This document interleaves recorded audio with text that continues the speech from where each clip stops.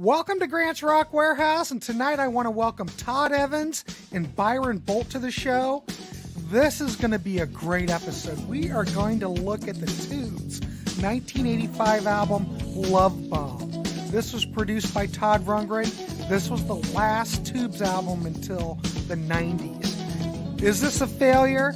Is this a great album? How do we look at this album now? So let's get ready right after this.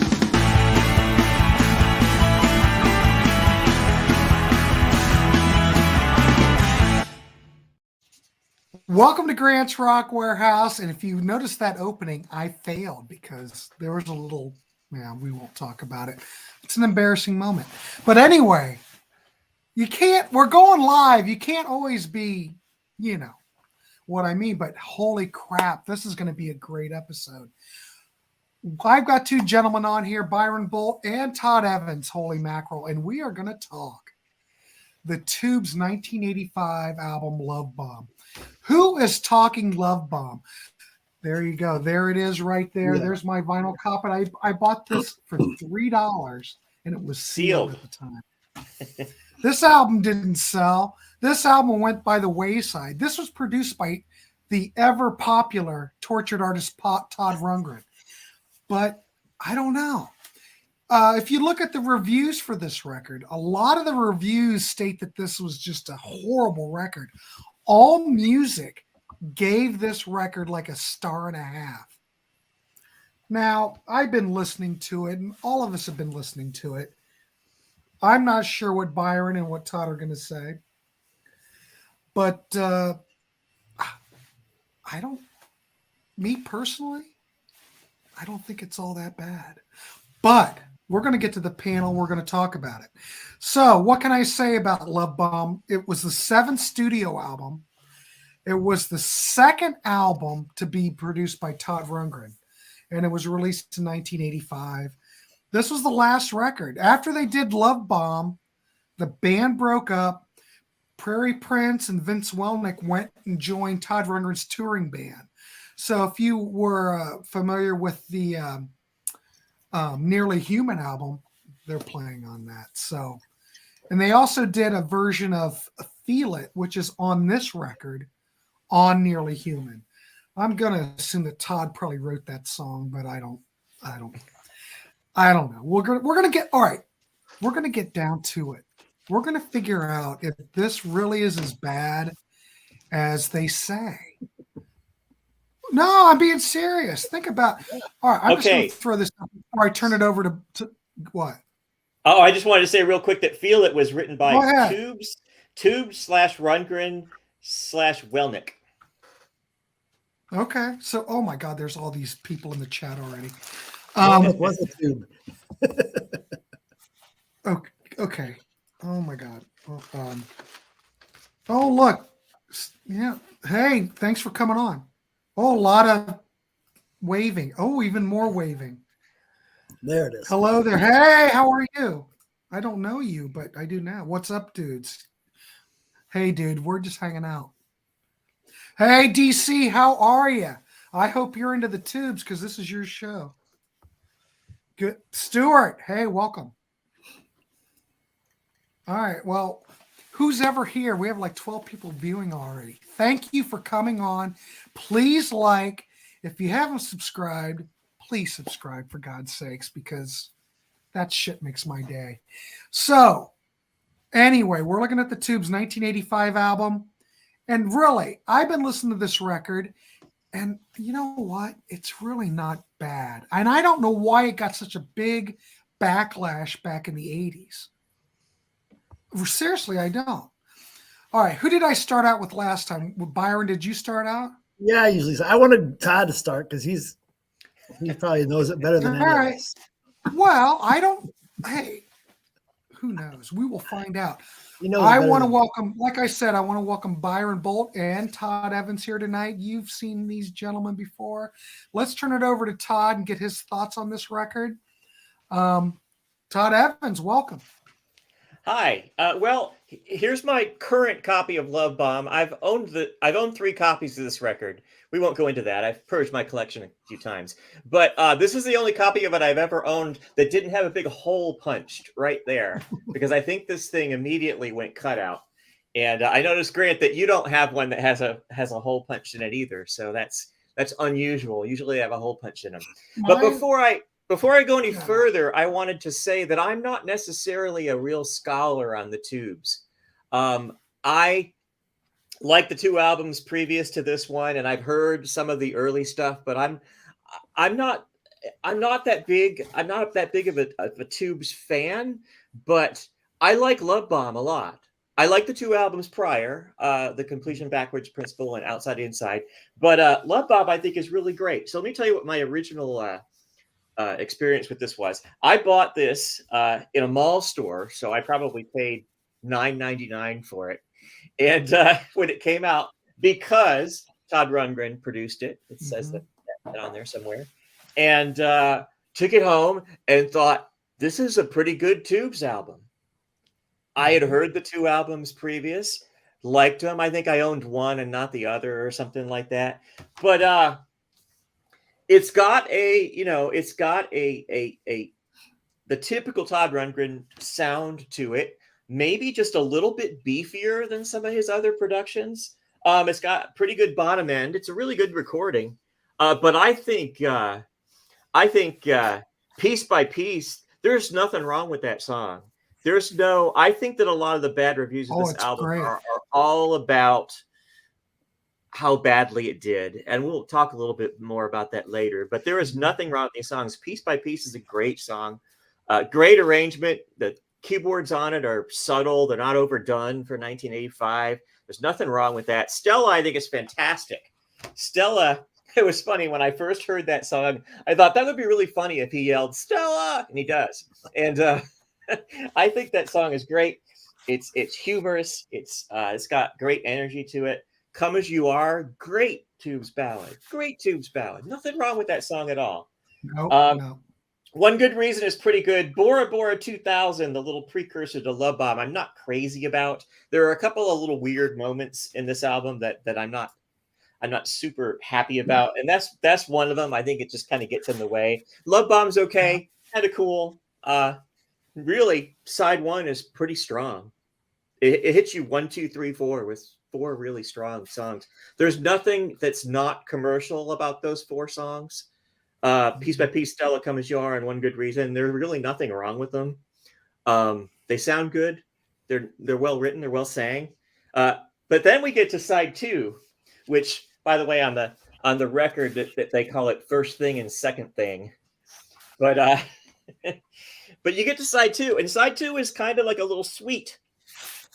And it's it doesn't say on the back cover. Does it actually have a title? It doesn't really.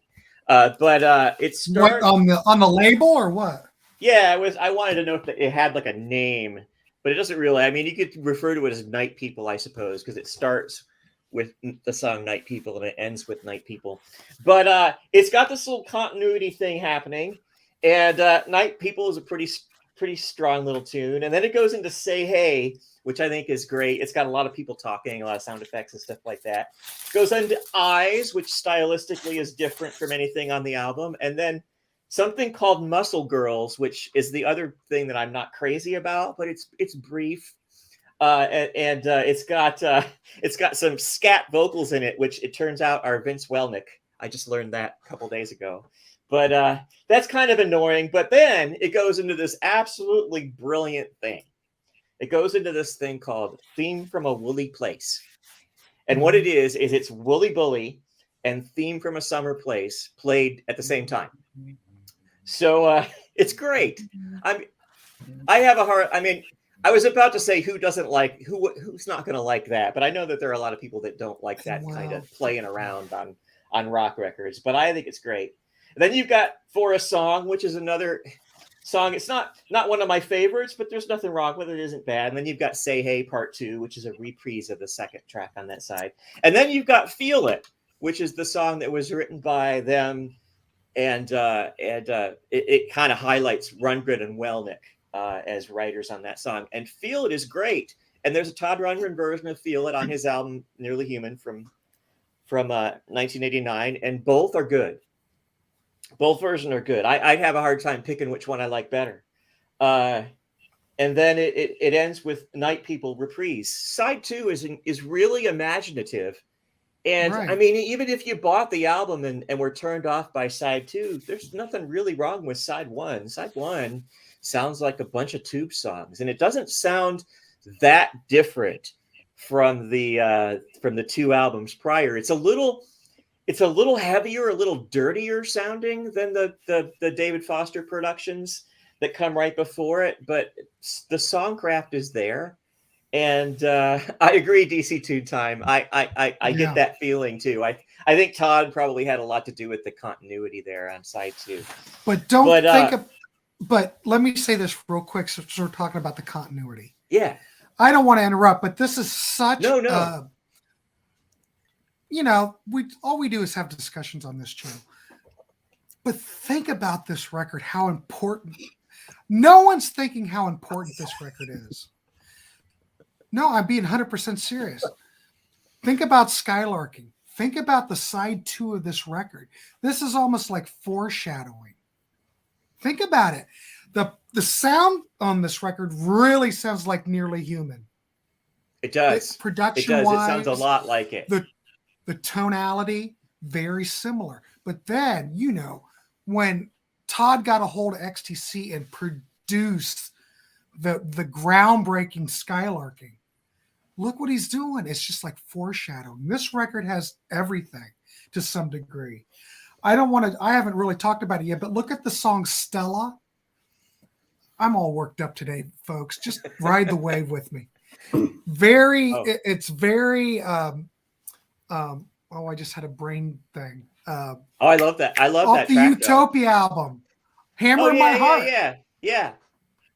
There's a lot of elements from Todd's productions and what he's done with Utopia, XTC, but they all kind of come together on this record to some degree, even though some of this hasn't happened yet. I just wanted to throw that out because, if you really look at side 2, it's quite brilliant. Yeah, there's an interview that I read with, I'm pretty sure it was Colin Moulding, where he was talking about the beginning of Skylarking, Summer's Cauldron and Grass. And he said it was Todd's idea to marry, that's the word he used, marry those 2 tracks. And he was like, I would have never thought of that. And that's the kind of thing that was happening here. They probably had these 1, 2, 3, 4, 5. Well, there's part 1 and part 2. So 5 songs. And they probably, Todd probably had the idea to put them together. And to put it, maybe they were fooling around with some of the tracks, and he said, "Oh, that's great, let's put that in."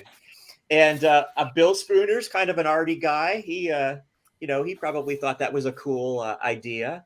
I wanted to mention really quick. I know that there are people that know. I'm not one of them, but I know that there are people that know who sings all of these songs, because that's one of the things. They're not all cool about this record. They're not all fee.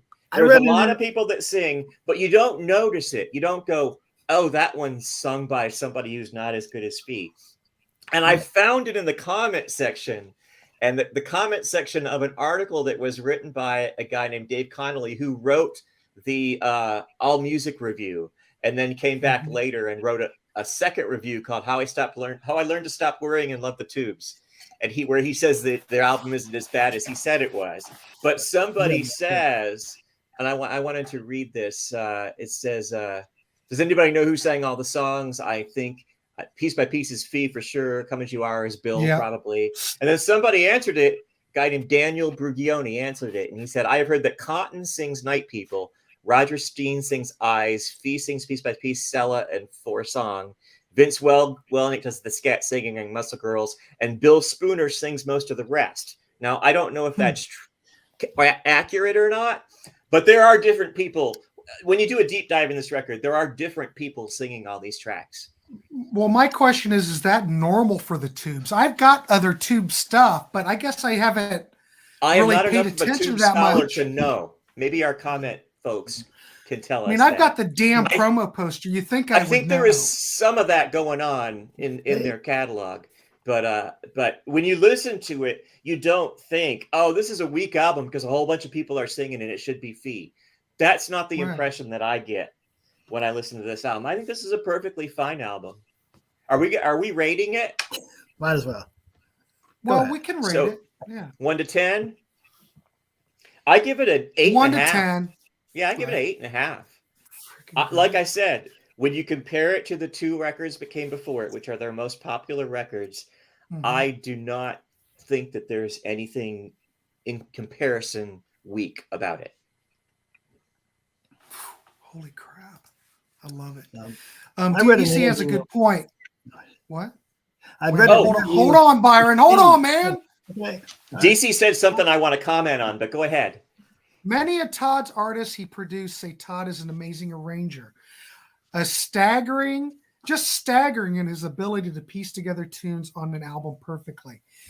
And I would say, even though he's an artist, he's a songwriter, a band leader, you really do have to admit his arranging skills, just based on XTC, based on a lot of his production. Bat Out of Hell, another good example.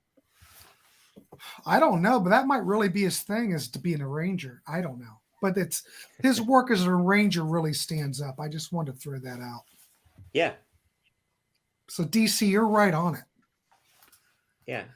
Ernesto says Piece by Piece is a good breakup song. Well, sure. Did you break up to that song, Ernesto? I don't. Auto House at Naples. Except I'd read an interview with Fee, Hey, Psycho, welcome.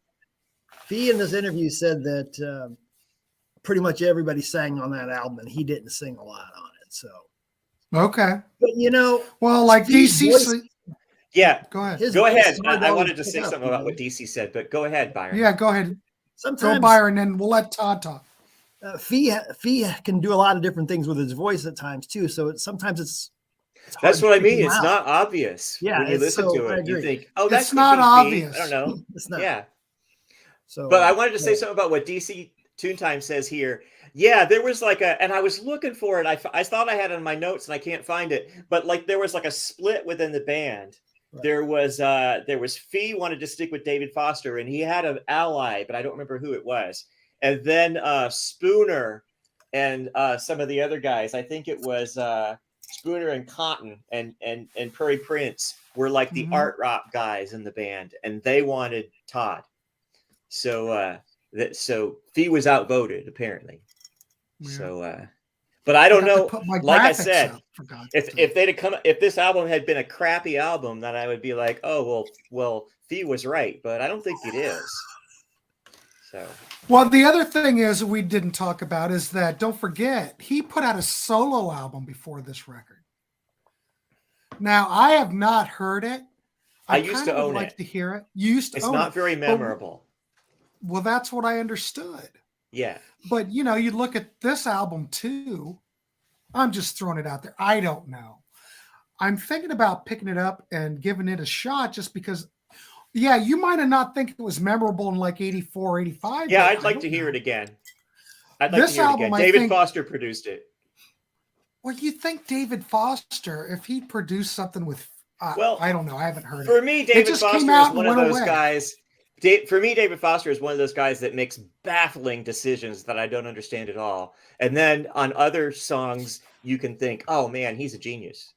So he's one of those guys that's kind of all over the place. He's very capable of being a really good producer, but I have heard some of his productions that I don't like. Psycho Platters loves Todd's work on Badfinger and Grand Funk, but really like his works on Remote Control, his work with Sean Cassidy. Yes. I have that Sean Cassidy album, and it's funny because it's kind of a cool weird album. Record. But you don't get any idea of what Sean Cassidy actually sounds like from that album because it's so out of his wheelhouse that the vocal performances are pretty bad. So I don't know if that's what but I don't think it's referring to.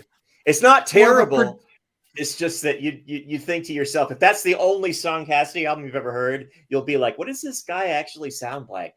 Because it's just all over the place. Well, don't forget that Sean Cassidy album. That was the last record in his contract. Yeah. He was just like, And he deserves Whatever. some respect for that. Do what? Yeah, well, and Because it's that was basically a risk. well, it's basically a Utopia album without Utopia vocals. Yeah. You know. Yeah.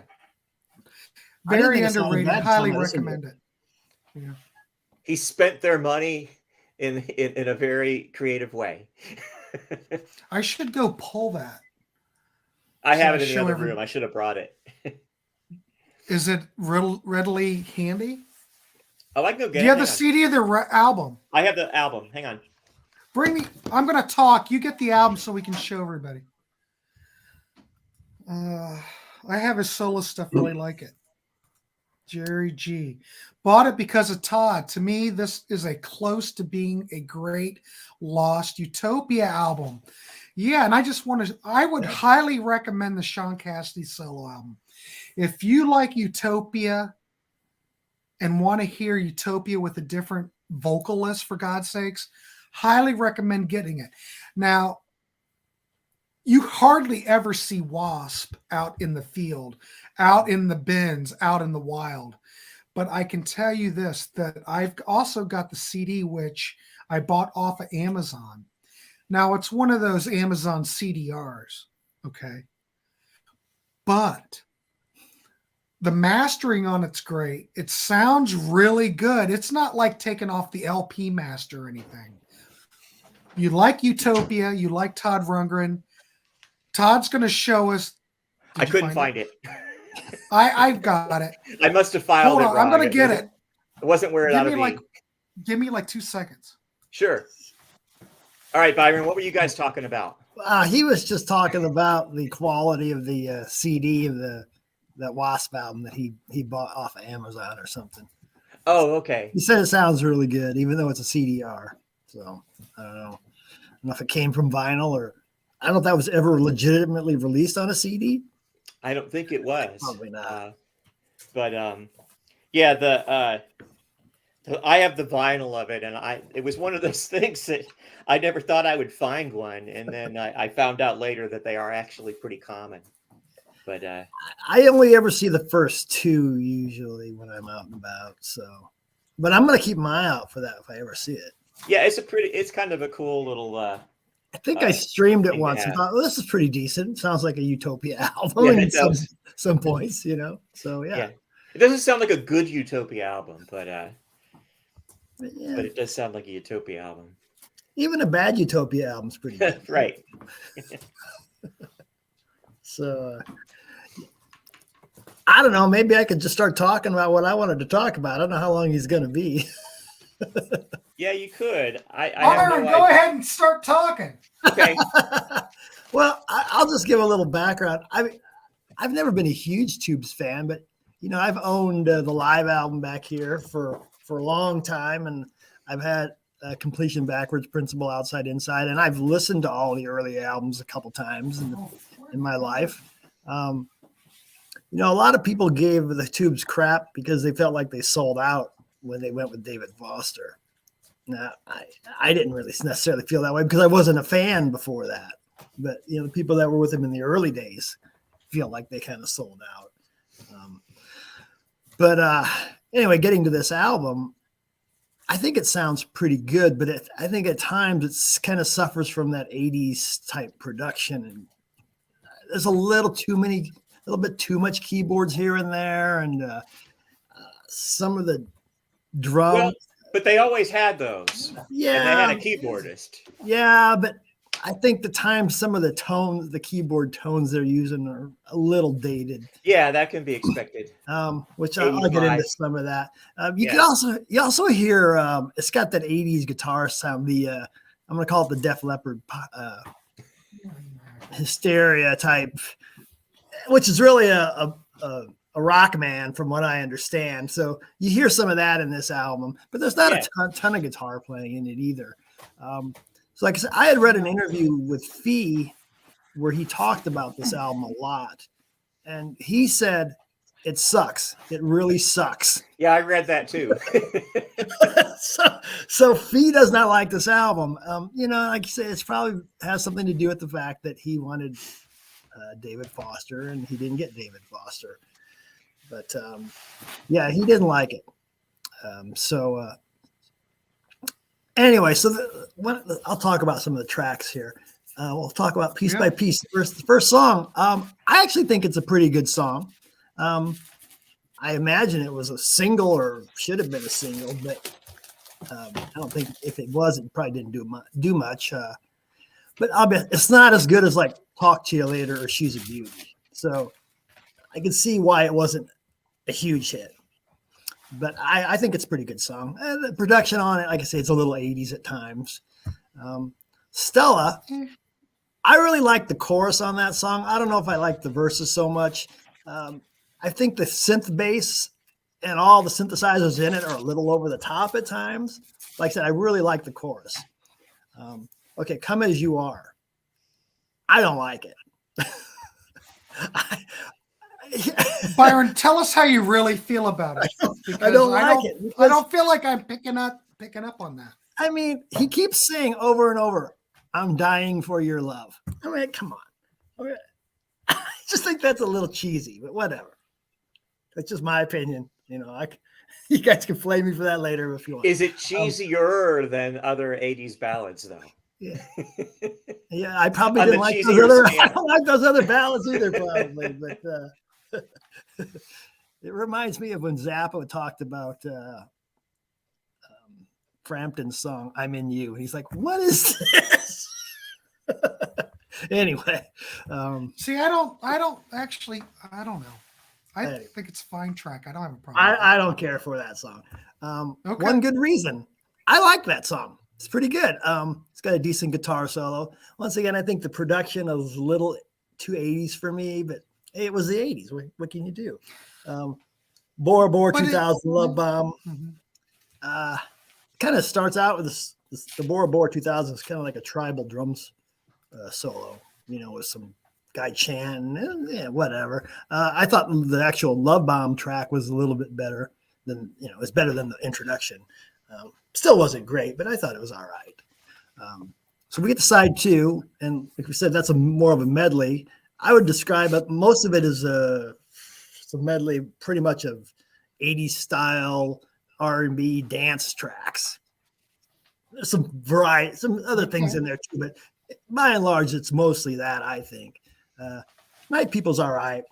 The Say Hey, more of like just some simple keyboards and drums with the like women talking and some vocal effects. Yeah, whatever. I thought Eyes was pretty good. And that one's definitely not Fee singing. I'm pretty sure about that. You guys agree, or it doesn't sound Fee at all? I don't know. The only thing I could find about it was that's Roger Steen. There are a couple of fans that say that they think that's Roger Steen. Yeah, but I thought that's a pretty good song. Muscle Girls, really not much to say about that. It was just really short, instrumental. Yeah, it's just like a little snippet. Yeah, Theme from a Woolly Place. Yeah, it's very interesting. It's two completely different things that kind of work. It's short enough where it's not a real distraction either, though. It's fine to just drop it in there. For a song, I thought that was pretty good. More of a mid-tempo track. Say Hey Part 2, yeah, whatever. It's just kind of a repetition of the first part. Feel It, okay, so we've talked about how that's also on Nearly Human. I prefer the Nearly Human a little more because I'm more familiar with it, but there's nothing wrong with this version at all. I think this version's great. Both of them are equally. Yeah. It's just a little bit different, you know. They are a little different, By the time you get to 1989, Todd's kind of refined it a little bit more. You know what I mean? Right. Yeah. And then it ends with the Night People reprise, which that's fine. It's a lot like the version that started the side.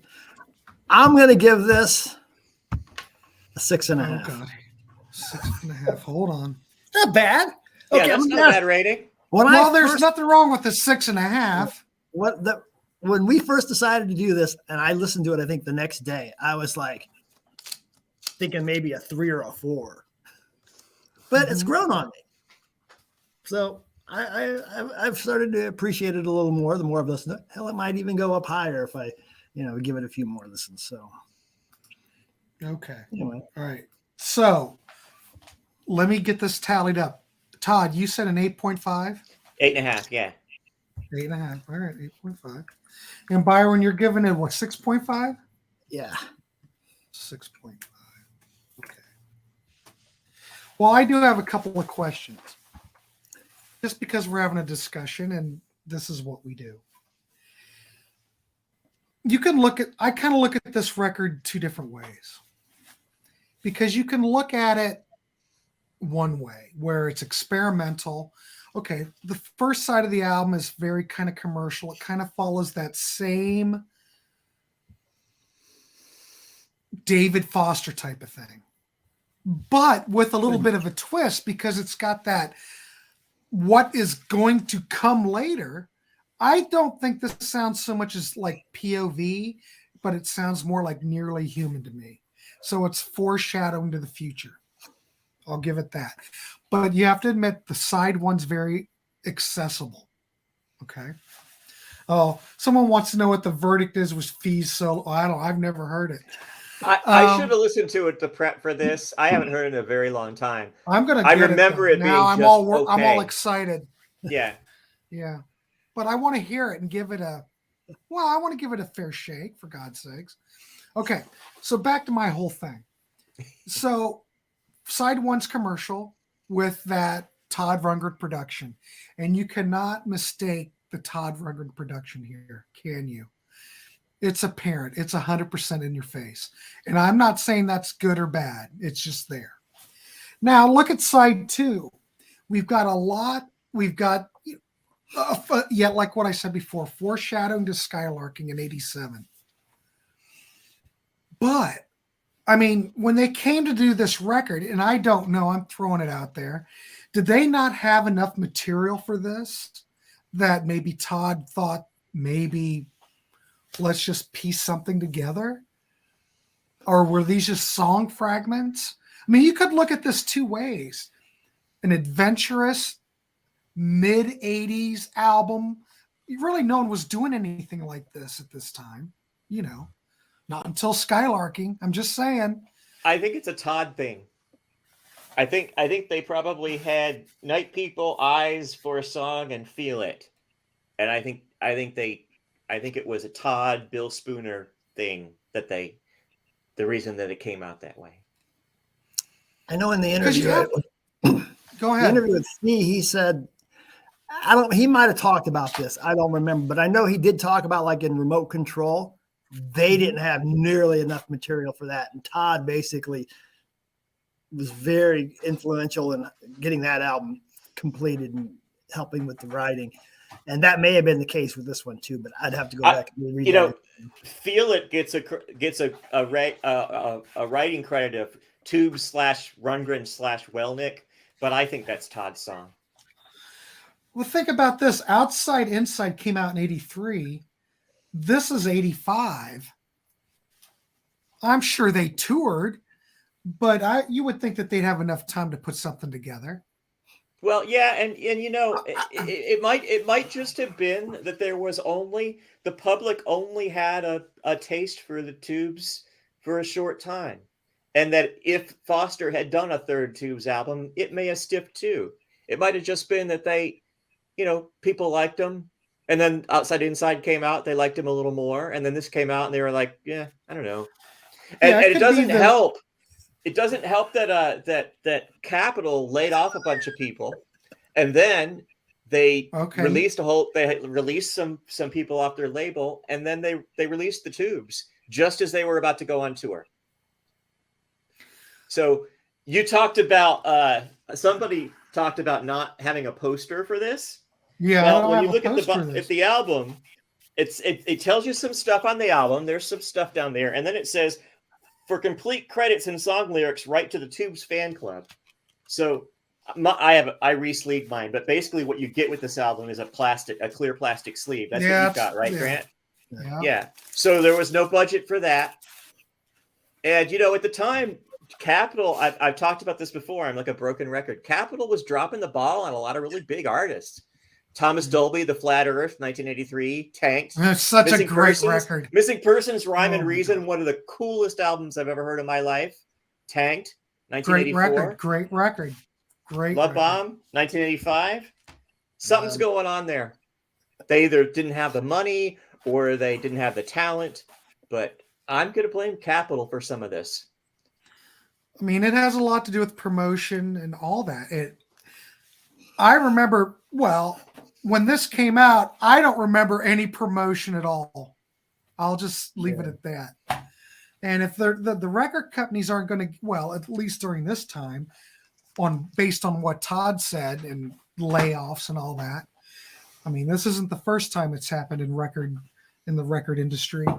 Things are going to get dropped, and things that should have been promoted don't.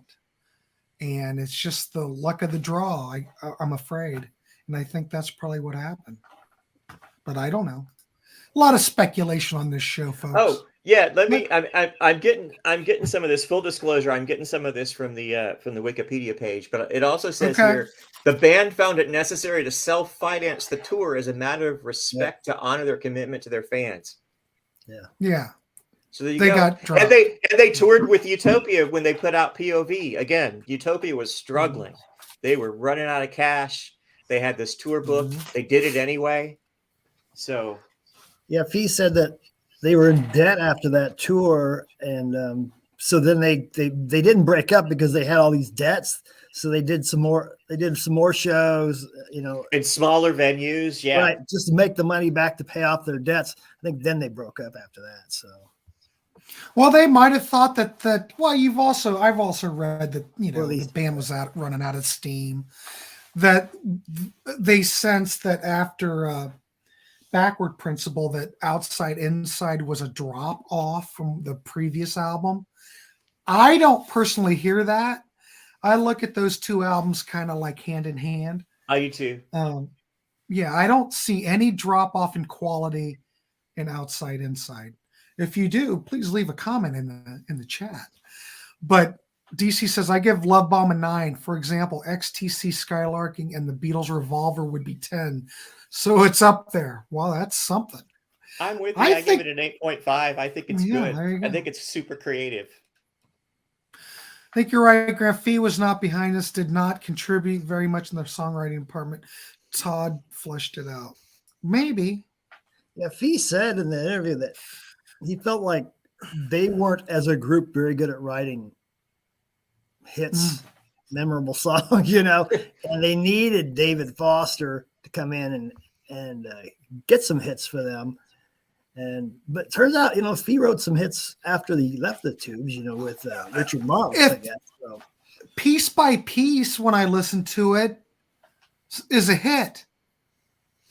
It's every bit as good as anything that came before, like but it should have been. Yeah, that could have been Rundgren's remember... influence too. So, did Rundgren help write that one? Sure, but I don't know.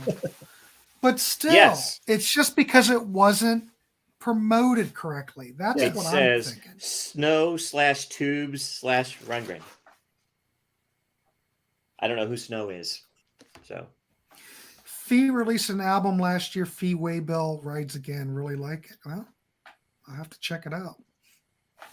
But I don't think this record was bad. I think the timing was bad for something as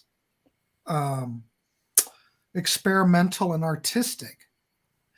Doing the Tubes material like they used to in the 70s, I don't think would translate well into the 80s. And this is what I'm seeing here. They got Todd Rundgren back. They're probably thinking, well, I don't know, even though Fee wasn't behind it, but the rest of the band probably wanted to get back more to what they were, more of an artistic entity to some degree. Yeah, and does it work in '85? No, but I think it works now. Yeah, I'm thinking that too because, like I said, I have owned earlier Tubes albums in the past, and I like them, but I don't love them. And it might be that the Tubes were this super creative live thing that got really popular because of their live following. And then they hooked up with Foster and they had a couple of hit records, but maybe that was all. Maybe that was it for them. Maybe it. Well, if you you know, look maybe at a they lot weren't of the meant old, to have hit records. no, I don't think they were, but they were able to pull it off because of David. But those Foster. first 4 tracks on this album, there's nothing wrong with them. You look at a lot of those early record reviews on all the Tube stuff; they just get absolutely just trashed. No one. I don't think their early records are very good. Well, there you go. So I have to agree. I like what David Foster did with them. I like those records, and I know Martin Popoff likes those records too. mm-hmm. Yeah, I'm just saying. And I'm not trying to say there's anything bad about the earlier material. It is what it is.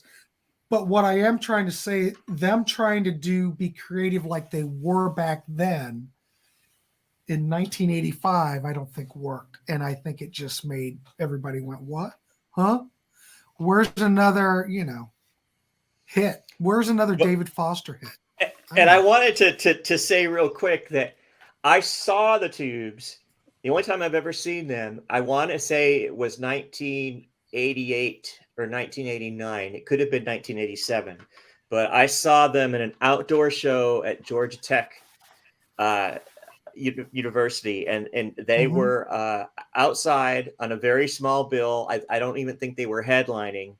There was half full. And nobody was even paying attention to them. And I remember there was a little rap section that they did. And I remember, I don't know whether it was Bill Spooner or who it was, but I remember him saying, well, now Fee is gone, but that's okay. And I'm thinking to myself, is it okay that Fee is gone? It's like when Peter Wolf left Jay Giles' band. Yeah. So Magic things got Dick worse. Going, it's better, right? Yeah, things got a lot worse than this for the Tubes. Right. But I must say, since we're talking about seeing the Tubes, DC, I saw them in 1983. I've said this before, but not everybody tunes into everything. So I'm going to say it again. I was telling these guys before. Dig this lineup, people. Marshall Crenshaw opened. Then the Tubes. Then Hall & Oates. So it was Marshall Crenshaw Field Day Tour, Tubes Outside Inside, and then Hall & Oates H2O Tour. I'm just going to leave it there. Which is interesting because I saw the H2O Tour as well, but I saw them with Tina Turner. I did not. I saw them twice. I saw them twice on the H2O Tour, believe it or not. And it was very good. You still have G. Smith playing guitar. You've got T-Bone Walk playing bass. Charlie, and I must say about the saxophone. Yeah, oh my God. Well, back then, I'm sure Hall & Oates still have a great band. But back then, their band was Jerry Marotta, I think, on the drums at that point. Yeah. Hot shit. But the Tubes were still doing their stage performance. You had Quaalude out on when there's big stacks and then scantily clad women. And I'm not saying that that's good in today's woke society, but what I'm telling you, didn't really just say woke, did you? Did I? Well, I don't know if we use woke. I don't even follow that anymore. It's not a politically correct society. It's not. We'll just call it politically correct. I don't know. Society. I don't know if I can say scantily clad without getting. Of course you can. Okay. But let's say this: the stage show was very similar to what they were doing in the 70s, I think, in '83. Yeah. So, and that's what a lot of the there were some mixed reviews of their '85 tour for this with Utopia that were saying that they were trying to keep that thing going, and on the bill with Utopia, it just seemed out of place and weird. There were people who had never seen the Tubes going, what the heck is this? So. Yeah, I think Fee was on stilts in 83 too. All I remember is, I was just out of high school. I'm sitting there going, holy crap, this is some show. It was incredible. And they sounded great. I mean, they played all their hits, all the Dave Foster stuff and all that. They were top notch. And the only other thing I want to say is that Marshall Crenshaw was the opener, and they had everything built out. So you had Hall & Oates equipment in the back, The Tubes were in front of that. And then Marshall Crenshaw's equipment was in front of that. He basically just had like a little smidgen of the stage to even move around. But oh my goodness, it's so good. Because I was a big Marshall Crenshaw fan then. Well, I still am. But it was top-notch show. So anyway, let's go back. I think I've said enough about this record. I think this record, I'm going to be like Todd. I'm going to give it a solid 8.5. I think it's aged well. Yeah, it's still 80s sounding, but there are some 80s sounding records that really you want to tear your face off. This is not one of them, you know. I think it's experimental. I think it's clever. The songwriting's there. I always thought with Todd Rundgren and the Tubes together, I thought it was a great combination. And I still do. Because you look at remote control. But yeah. You don't think Todd don't think Todd and the Tubes together is a good combination? No, I did. Yeah. I bought this record because Todd produced it. Yeah. Oh, okay. And somebody in the comments, sorry, I didn't mean to interrupt you. Somebody in the comments said that too. Let me see if I can find it. Somebody said, oh, no, I can't find it, but yeah. Oh, there it is. Jerry G. Bought it because of Todd. Yeah, that's why I bought it too. Well, I would. Well, I didn't buy this till much later. But why did I buy it? Well, because of Todd. We love Todd. But I think it's a good record. I'm going to give it an 8.5. Let's see what we get. It's going to be good. So it comes out to 7.8. A lot better than what it got in 1985, gentlemen. I'm just going to say that. I wanted to add something too. This comment right here from John. Hi, John. Yeah. I have heard also, I just said that, after Love Bomb, when they were going through tough times, that they got, things got a little sad. But I have heard that in the 2010s that the Tubes have been pretty good when they've performed. So, yeah, I don't want anybody to think that they tanked and stayed tanked. I think that they had some relatively good performances. I've heard that. I haven't seen them, but. I saw a couple of shows. Well, not a couple. There are a couple shows out on YouTube from recent tours. They sound great. I mean, we don't have all the original members anymore. There's no Bill Spooner anymore. Prairie was playing drums, and of course Vince Welnick. He's passed away, right? He has, right? Yeah. You don't have everybody, but the band sounded great. Mm-hmm. I believe so. And the other guitar player, again, a brain problem. I don't have complete, thanks to Capital, I don't have complete liner notes. So all I know is who the Tubes are. I don't know what they do. So the good doctor's here, gentlemen. The good doctor of funk is in the house. Very interesting as usual. I've never heard this record. We'll check it out. And if anybody knows about this channel, this is what we do here. We want to check this record out. The Tubes need more love. I think this record just totally got hosed for no reason. When you'll have a hard time finding the CD, but if you find the vinyl, it will not cost you a lot. So if you can it's find worth the $5, $6, $7 it will cost you to get it. Tubes are doing a show with Cheap Trick in California. There you go, Ernesto. Go see him, for crying out loud. Some recent videos of the Tubes on YouTube, they still have it. Yep, I agree. Great band.